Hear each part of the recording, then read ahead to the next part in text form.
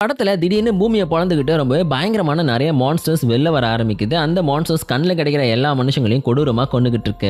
இப்போ இந்த படத்தோட ஹீரோவான ஹெல்பாய் பார்த்தீங்கன்னா இதுக்கான காரணம் என்ன அப்படின்னு சொல்லி தேட ஆரம்பிக்கிறாரு. அப்பதான் அவருக்கு ஒரு உண்மை தெரிய வருது.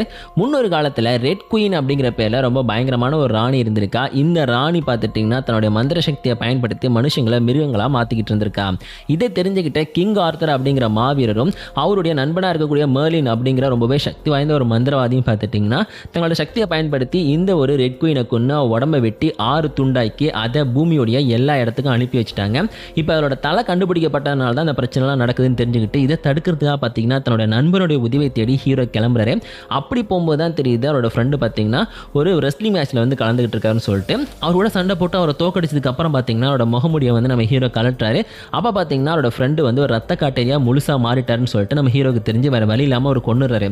அப்படி சாகும்போது அந்த ஃப்ரெண்டு வந்து ஒரு உண்மையை சொல்லிட்டு சாராரு. இந்த ரெட் குயினை தடுக்கிறதுக்கு உன்னால மட்டும்தான் முடியும், நீ தான் அதுக்கான சாவி அப்படின்னு சொல்லிட்டு ஹீரோட ஃப்ரெண்டுமே பார்த்தீங்கன்னா இறந்து போறாரு. ஹீரோக்கு பார்த்தீங்கன்னா எப்படி சமாளிக்கணும் அப்படிங்கிற உண்மையும் தெரிய வருது.